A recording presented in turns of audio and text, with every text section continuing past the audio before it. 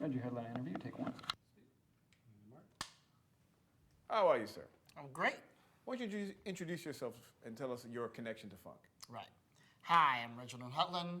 I'm a writer, a producer, and director in motion pictures and television, and I've been funky my whole life. I mean, when I think of funk, I think, of course, starting with P-Funk with George Clinton, who is my primary creative inspiration more than any filmmaker, any writer. I aspire to make film and television and comic books the way he made music.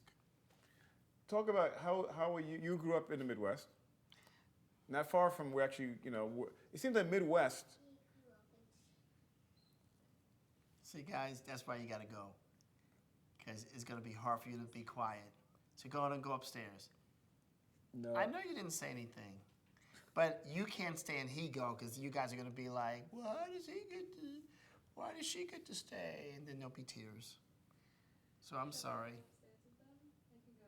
You want to try one more time to be quiet? Okay.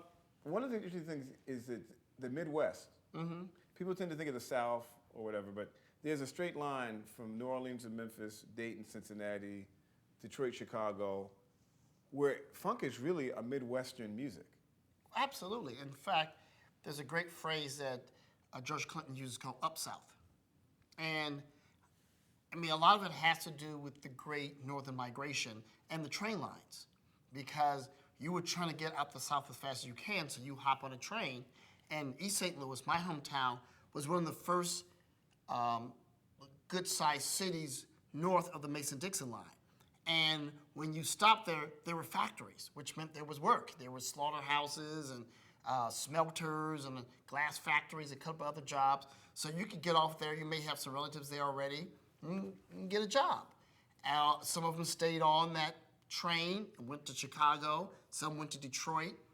But you have all these southern cities. In fact, in those cities, sometimes in the newspapers, there'd be an ad, Hot Springs, Arkansas reunion.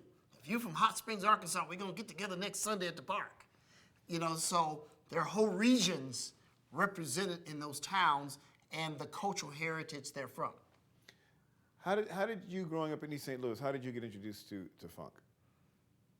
East St. Louis had some of the greatest radio ever. And I didn't really appreciate how rich it was at the time. But there was Sunday jazz. There was an enormous amount of blues. B.B. King, Ben E. King, Little Walter, ZZ Hill. I mean, those are guys who got play alongside Earth, Wind and Fire and Al Green. Blues was very much a living music of my childhood. So when Johnny Taylor does Disco Lady, which is ironically, even though it's called Disco Lady, the backing band is Parliament Funkadelic, one of their few bits of moonlighting. It made perfect sense for where I was living, because it was a P-Funk record, albeit called Disco Lady, by a blues artist. Recorded at United Sound in Detroit. There you go. The whole thing is there. And I think one of the important things about the Midwest is that whole factory ethos. People talk about the importance of Motown, Detroit being a factory town. People had money. People had money to buy instruments. People had money to go to clubs to listen to instruments. In the case of East St. Louis, where I grew up, 2 doors down to one side was Brother Joe May, which is one of the all-time great preacher/gospel artists. He would go on tour with C.L. Franklin. And his daughter, who are still friends of mine, they live out here in Los Angeles, was best friends with Aretha Franklin. Now, 2 doors down on the other side is where Ike met Tina, in that house. Now, I was too young, but my older brothers remember them practicing in the basement. And all the neighborhood kids would gather in the alley to listen to them. And then one of the band members would come out, "Go away, you kids!" And everybody would scatter, then you wait a few minutes and they would regather. So you had heaven on one side and hell on the other. And that is the cultural matrix in which I grew up.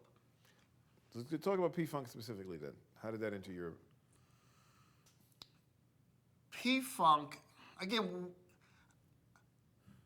probably the first time P-Funk was presented to me specifically was the Free Your Mind and Your Ass Will Follow album.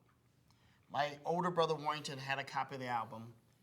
He was talking about it with his friend Peter Johnson, whose father was Johnny Johnson, the piano player for Chuck Berry, and I didn't know that was just Peter's dad. I didn't know till I was an adult who his father really was. So they were talking about the album, and my brother turned and showed the album cover to me and said, "Whatever you do, don't listen to this."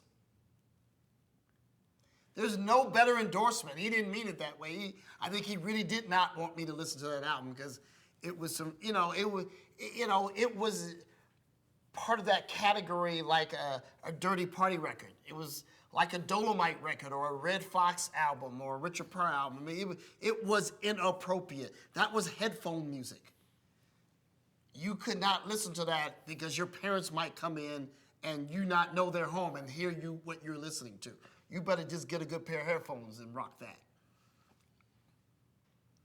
So I started listening to it, of course. And it was dangerous. And you knew it was, I was young and it was clearly, Funkadelic was this extension of Jimi Hendrix's Band of Gypsies album, which is my favorite Jimi Hendrix album, was then, is still now.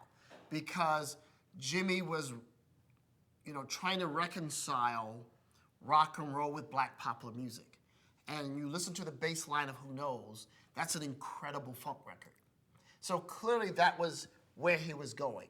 And there's this gap, and then you have the Funkadelics, who, according to George, were signed by Motown, looking at the Temptations and realized there was no way they were going to be the Temptations. And the dry cleaning bills of keeping that double-breasted suit and the white pants was killing them. So they looked at the white rock acts, MC5, and the Stooges that were playing in Detroit, and they're just playing granddad's old music, with these giant Marshall amps. Let's save up our money, buy some giant amps, and, go out with some raggedy old jeans and some bed sheets that we color up with crayons. And we can afford that. And we can win in that category, which is what they did. One of the famous early appearances of Funkadelic in East St. Louis, they played the East St. Louis Senior High School gym. And the show started, and they locked the doors, which is clearly illegal. So they play, and they're like, it was punk. It was 1971, but it was punk. So they play, and then they take an intermission. And at the intermission, they announce it by having someone stroll out on stage, and he's wearing a pair of overalls with no shirt on, and only one of the straps is hitched. And he's smoking a giant joint. And he says, this is the intermission, kick back and relax, and get natural. And he hits the single strap, the overalls drop down, he is butt naked. He calmly reaches down, tosses the overalls over his shoulder, and just as calmly strides off stage. And it's all about the je ne sais quoi of being calm, not streaking, being cool about it. That, plus giant rainbow wigs, plus diapers, it was an intensive, immersive experience. Sam Jackson's told me a similar story. He was down at Tennessee State, and they had booked the Parliaments, which is the R&B doo-wop group that George Clinton and the gang were. But somewhere on that tour, they became the Funkadelics. So they went to see Bet You Never Lose Your Love, You're Gonna Win, and I Bet You. And Red Hot Mama came out, with the most blazing guitar solos ever. And he literally said the whole crowd was like, just a giant collective neck snapback. So that's what Funkadelic was at first. Then they morphed like any good viral disease and became Parliament. the radio-friendly, pop-friendly, kid-friendly version of who they were. And they replaced the guitars with horn sections. And later we found out that's because they had taken Bootsy and James's old group, Fred and Wesley and those guys, and brought all that discipline and groove to what George and Bernie and Gary Scheider were doing already, and created a whole new sound and created a whole new image. When I first saw the Mothership Connection album cover, I actually didn't want to believe it, meaning it was so perfect to me that I thought they were teasing me. The only way I can compare it to is Star Wars. We all love science fiction stuff, but when I saw the ad for Star Wars in the paper, I go, you can't actually deliver that. You're not going to be what you're promising in this newspaper ad. And then you saw the movie, and it was. For the first time ever in the history of sci-fi movies, they delivered the movie you really wanted to see. And that's what Mothership Connection was. It actually worked on every level, meaning it was an incredible funk record. It had all these comical yet intellectual and specifically black nationalist ideas. And to quote George Clinton, nothing is good unless you play with it. It was comfortable enough with those ideas. They didn't feel the need to be sanctimonious and preachy. They had fun with it. And to combine all those things with no effort blew my mind. But what literally blew my mind was the next album, The Clones of Dr. Funkenstein. And when I saw the Clones album for the first time, I remember I was in Famous Bar, the big department store in downtown St. Louis. And I looked up on the rack and I stared at it. And I felt like, that when you're electrified and you can't move, I must have just stood there for like 15 minutes staring at it, just taking every atom of image on that poster. Did you know what clones meant then? I did. I was a nerd. I'm still a nerd. So of course I knew what clones meant. And the play on words of the clones of Dr. Funkenstein was just, it wasn't just funny to me, it was genius to me. And just to figure out everything that was going on, a guy with wings and a mad scientist and an Igor type character and the laboratory, which looked as good as anything on Time Tunnel or Voyage to the Bottom of the Sea. I mean, it was not cheap. The production value was excellent with the visuals. I mean, it's a tragedy that they are pre-music video because they were so built for it. Like so many of those Casablanca acts, they were incredibly visual.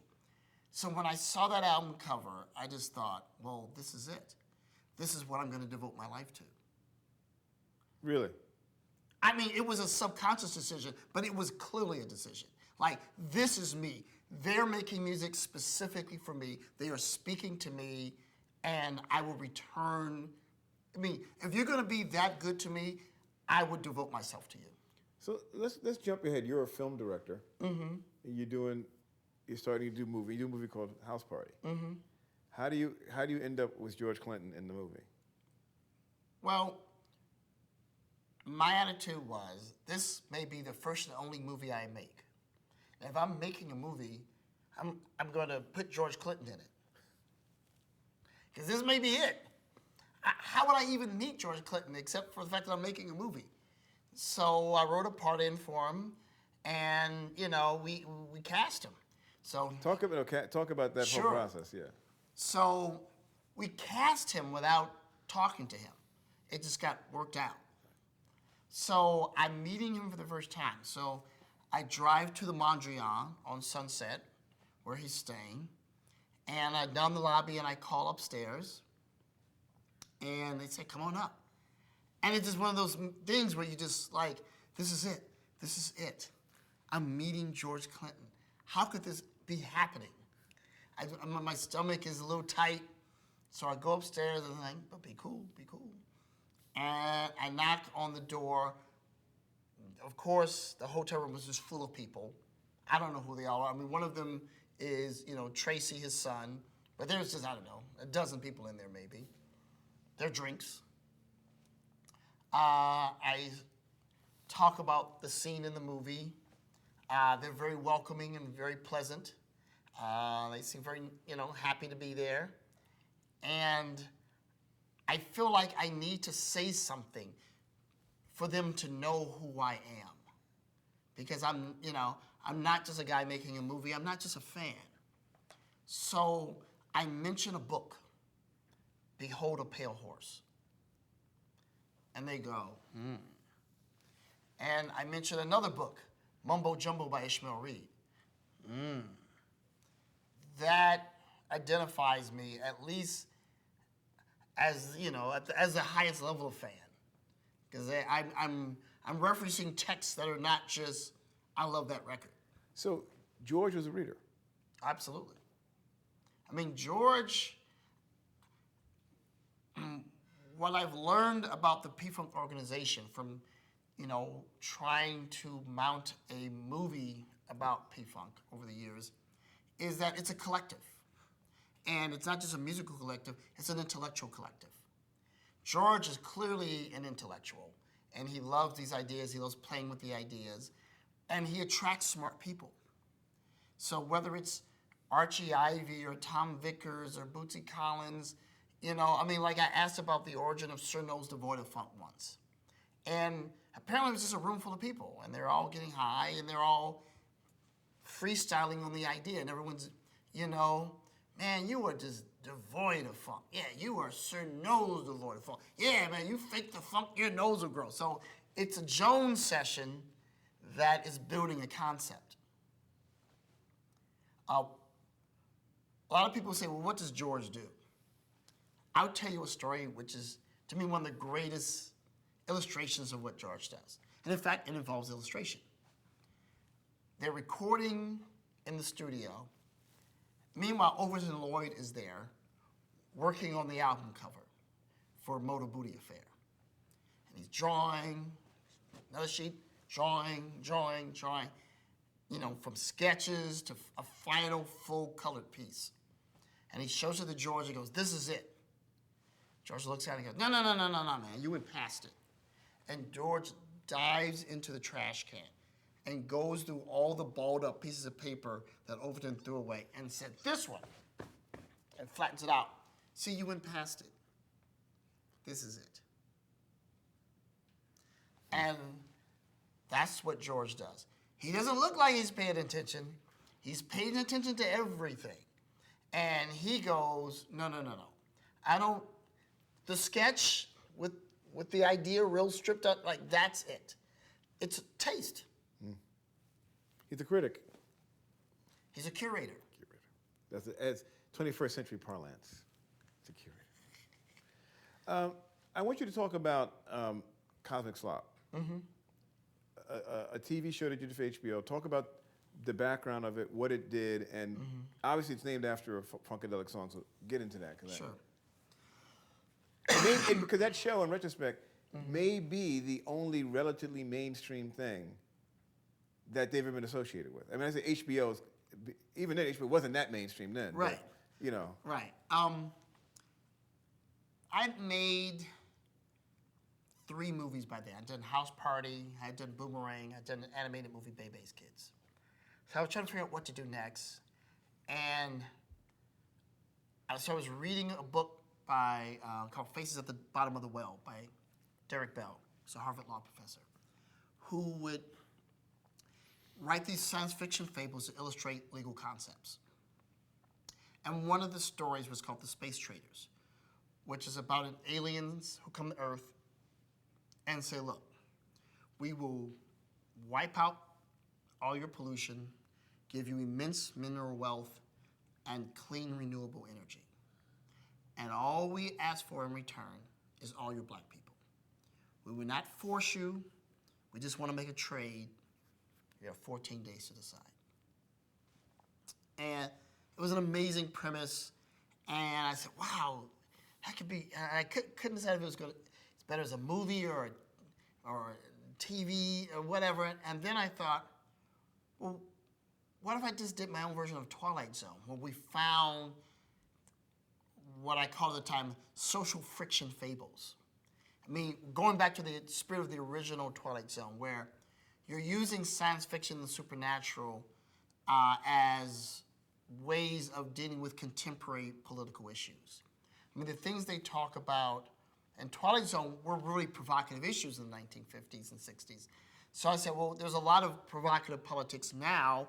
Many of them turn on race or gender or what have you. So what if we did a show like that now? And I knew this story would be the linchpin story. And we found a couple other great stories, and we sold it as an idea to HBO. So the idea was to do a backdoor pilot, do 3 episodes. They were aired as a sort of a 90-minute special and see how it performed. So as we're developing the show, I'm calling it Social Friction Fables. And, that's kind of a mouthful. And they're like, can we just get this something a little... So I said, well, what conveys sci-fi and fun and black and all those ideas? So I said, why don't we just call it Cosmic Slop? It sounds fun, it has cosmic in the title. It felt like that was the right thing. And they said, sure, let's call it that. So then I said, well, if we're going to take the Twilight Zone model, maybe we should have George Clinton host it, which we did. And we had him as a disembodied head with a lot of different weird changes and whatever. And it was great because, again, another chance to work with George, because my thing was like, I owe George. He's such a giant creative inspiration to me. I just wanted to pay him back at every possible occasion. So we did it. It was funny because the show ended up being very controversial within HBO, because a lot of the black executives there felt that the Space Traders episode was a bad idea, that we would give white people ideas. I said, well, the idea of trading black folks away for mineral resources is kind of old. I mean, do you not get the joke of this, you college-educated person? I don't get why you don't get what this show's about. So without much promotional marketing, we got on, and the show has truly become a cult classic, where it's taught in a lot of universities, even though you can't find it on DVD. People they carefully take their VHS copy or they pull it off online and air it and teach it. I think one of the interesting things about it is this connection between space and George and all of that. Sure. It seems to me that compared to soul music, and even hip hop afterwards, there's this particular moment in time that funk connects with space. You talked about it a bit, but Yeah. but in a broader sense, it seems like Sure. it was a very experimental period for black art. Right. I think it's hard to find anyone who popularized the idea of Afrofuturism more than George Clinton.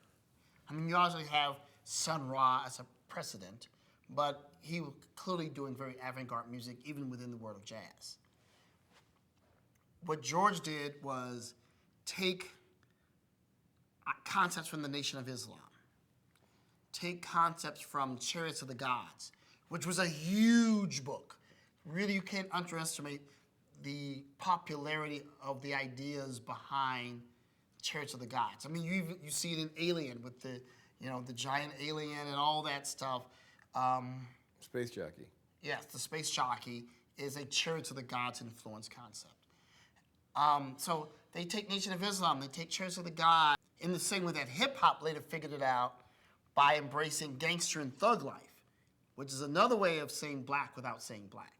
So whether you call it, being funky or being gangster, basically you get to celebrate black culture no matter what ethnic group or cultural background you're from.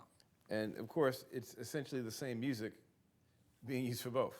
Absolutely. I mean, you have Dr. Dre, who clearly adores P-Funk and samples it profusely.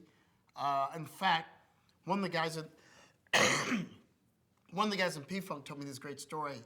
The story will give a context of how long ago it was. He was arguing with his teenage daughter who said, hip-hop is better than funk. So he said, fine. Play the best hip-hop record you can pull out, and I will play you a funk record to match it. So she's like, great. So she goes and puts on We Want Easy by Eazy-E. Like, ha! You got nothing as good as that.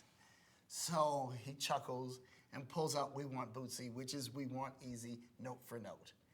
And she's stunned. Now, what's terrifying about that story is that this is a guy who's in P-Funk. This is his daughter. And even she did not know the connection between those two songs. She was so disconnected and unfamiliar with her father's music, literally her father's music, that she was shocked to hear that they just played We Want Bootsy and put new lyrics on top of it. And it's crazy. You know, I want you to also talk about, you've endeavored for a long time to do a film about P-Funk. Mm-hmm. We're using P-Funk, I guess. Yeah. Could you talk about that and what, because one of the themes of the piece also is the idea that there's been hip-hop movies, there were even soul music movies. Sparkle's coming back out. Mm-hmm. Funk, again, has been like the bastard child.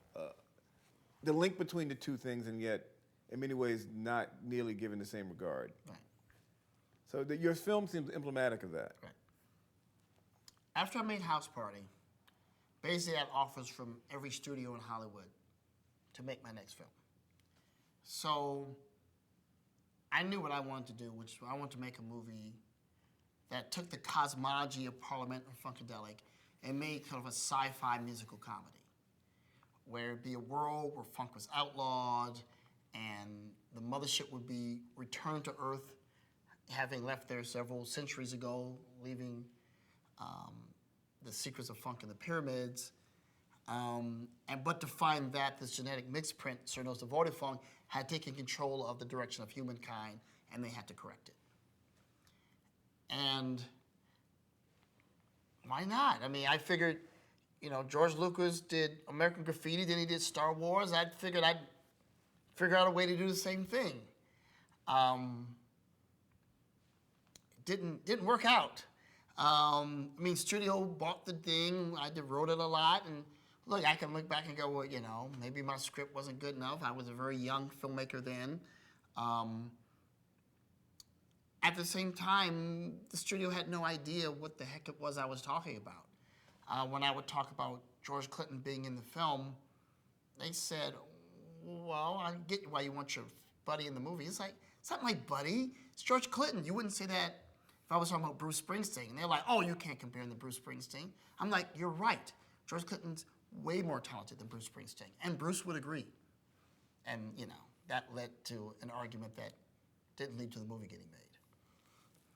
So do you think, it goes back to the point, there was a funk communication problem?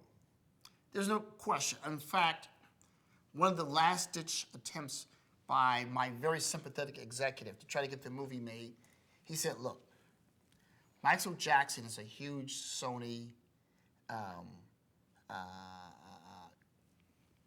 asset, star, client. Yeah, imperative. Right.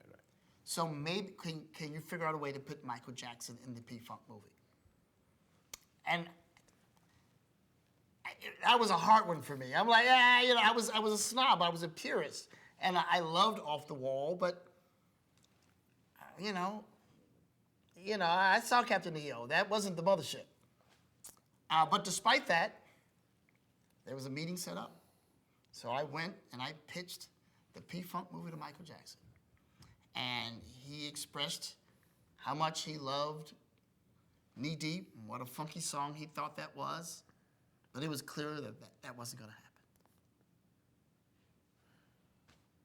happen. All right. Let's talk about this. You've grown up with funk. It's a big part of your DNA artistically. Mm-hmm. Then there's this disconnect. When I go to most of the venues I go to see live music, I see very few bands very few black bands. And the black bands don't play funk. They may play TV and radio, or, there's the roots, but funk as we know it. But I do find white bands that play funk. Mm-hmm. What do you think? What is your thoughts on why the music has evolved that way now in the 21st century, from where it was the blackest thing there was? Right.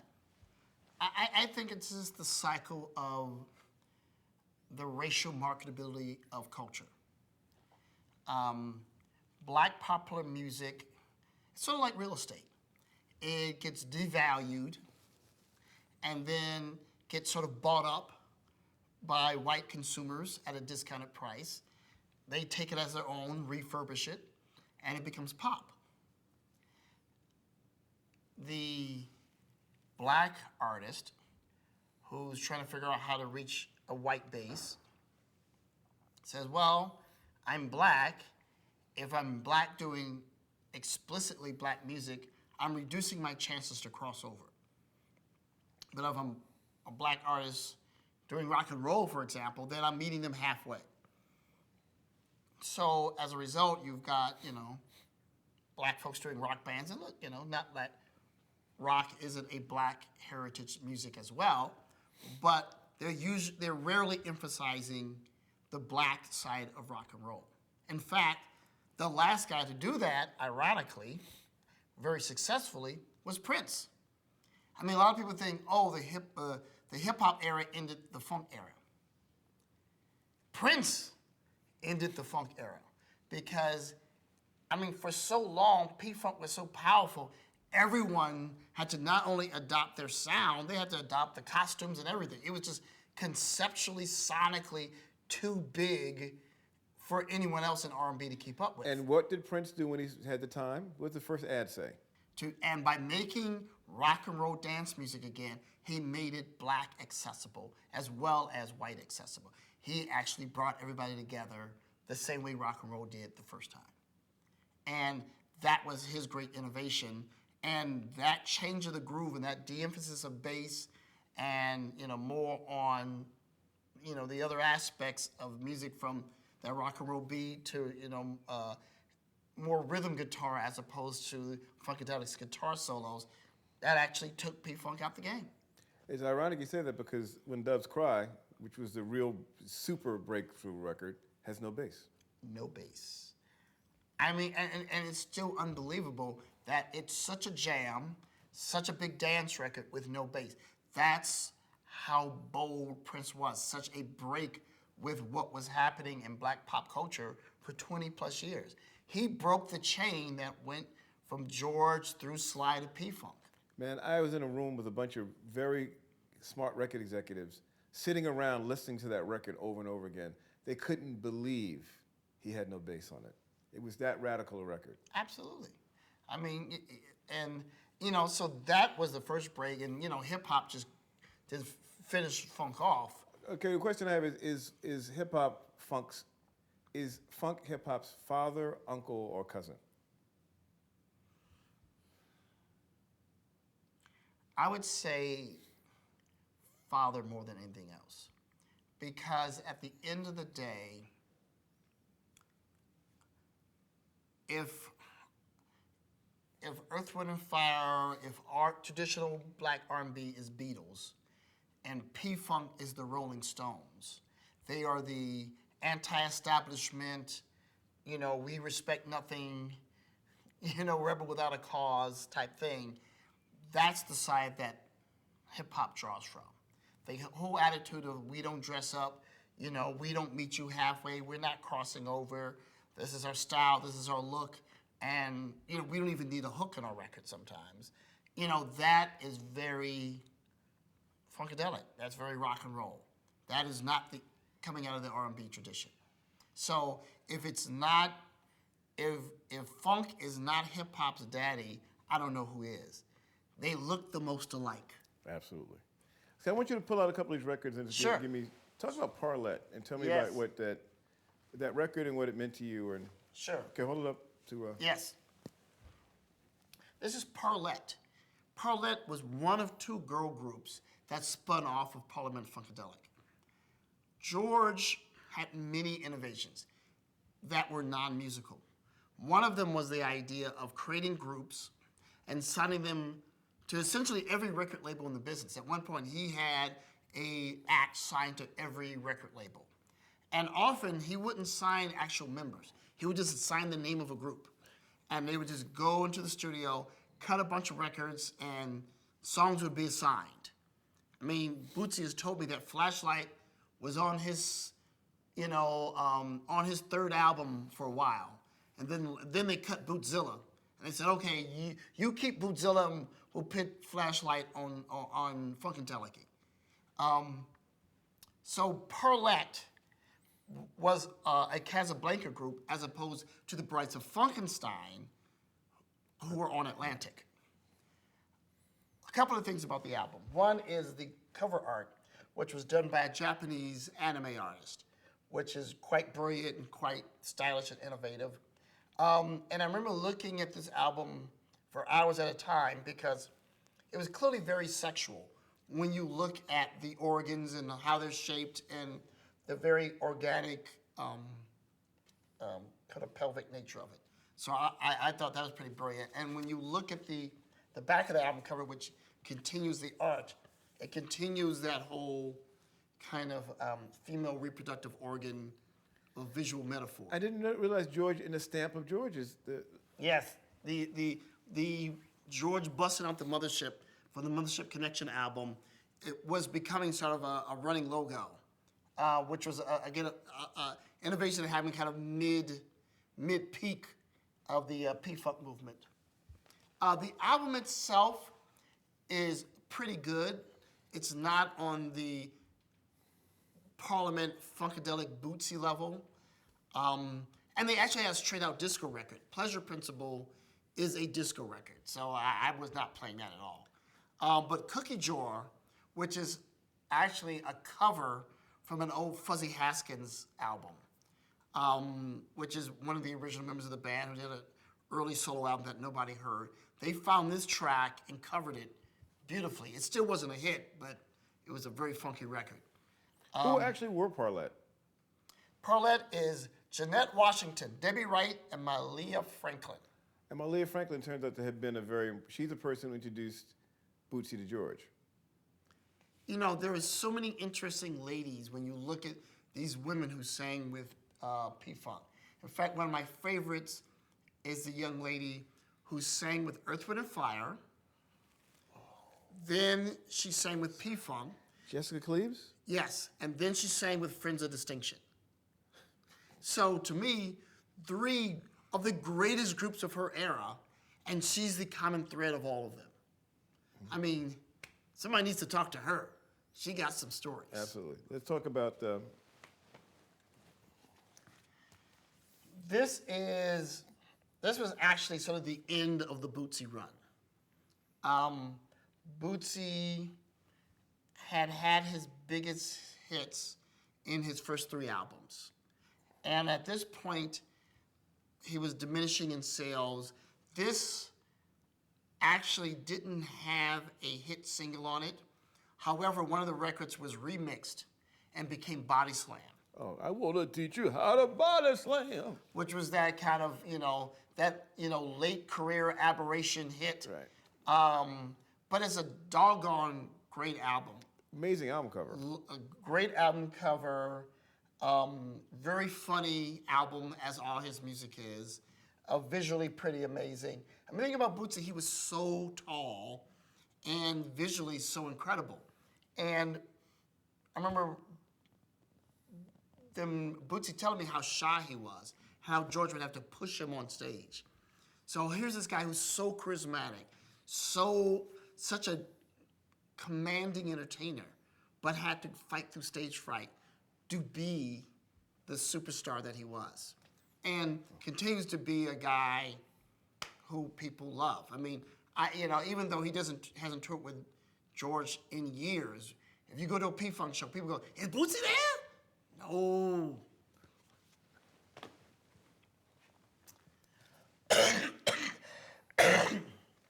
This is Funkadelic. This is Funkadelic. Some might argue peak, near peak. this and Let's Take It to the Stage are, to me, their greatest albums. First of all, you have the extraordinary cover art, which, was so dense and so detailed, it can actually last you the entire album. You can take all 45 minutes to read and look at and analyze everything that's in these drawings, and it's all handwritten and, sometimes very hard to perceive, and then clearly a lot of in-jokes and their own slang, their own language, but it was all spectacular. And that handmade quality of our albums don't sound like anybody else, our albums don't look like anybody else, we don't care if you think it's childish, we don't care if you think it's inappropriate. Clearly incredibly sexual. This is the idea of these giant boobs with dollar signs on them that's shooting some kind of liquid out, blinding this guy. The use of mixed media, a still photograph of a dead person, said, see him? If you're not down with Parliament Funkadelication, you'll end up like him. These kind of warnings, it just goes on and on and on. This kind of gangster image, the giant fro, the giant platforms, the customized belt buckle and outfit. A giant fro that is literally carvable, and as if it's stone or styrofoam or whatever. These are just one brilliant idea after another. I get a star-filled backdrop, saying outer space, not literally being Parliament, even though I think, was this 1974? This is 76. 76 is a huge year. They dropped 2 Parliament albums and 2 Funkadelic albums in the same year. This is the creative peak. Well, the story goes that they were basically, this is the peak of them being in the studio and sleeping there for days on end. Yeah, they would, sleeping in the raggedy motel that was directly across from the studio and sleeping and recording, it was all the same thing. Yeah. And they just had these marathon sessions and made fantastic music. Butt-to-butt resuscitation, Let's Take It to the People. Just great guitar records. Great guitar records. I'm sorry. I try to listen to, Van Halen or whatever people say is good, Bon Jovi. These guys crush. Please don't test. These boys are harder rocking, harder funking. Crush all you. Crush. Name anybody. Kiss. Come on, bring them all. Funkadelic will crush you. We can move into the next record now, Reggie. I'm not done. Okay. And this record is actually the one you give me the backstory on that 199 sticker. Yeah. I've got a couple of copies of this. This is a really important record because this is them coming off the triumph of that 1976 year. Those 2 Funkadelic albums, those 2 Parliament albums. The concept had really been fully built out of Mothership, Funkenstein, clones. They were building this cosmology, this set of characters, Star Child. So again, visually, they built it out. And it took a while to figure out what was going on. Basically, there's a duel going on between Star Child and Sir Nero's Devoid of Funk. Again, there's no explanation. You just got to read and listen and figure out what's going on. And he's using the bop gun, which hits people who are unfunky and makes them dance. And he's looking at himself, he's hit, and then he gets loose. And he breaks out of his uptight suit, the tie, the suit, he comes loose, and he starts getting funky. He starts transforming into a clone of Funkenstein. This head unit is a throwback visual reference to the previous album, Clones of Dr. Funkenstein. A lot of people do concept albums, Tommy, whatever, Trans, there's folks who say, oh, we do concept albums. These guys did chapters. Each album was a new chapter with new characters advancing the storyline.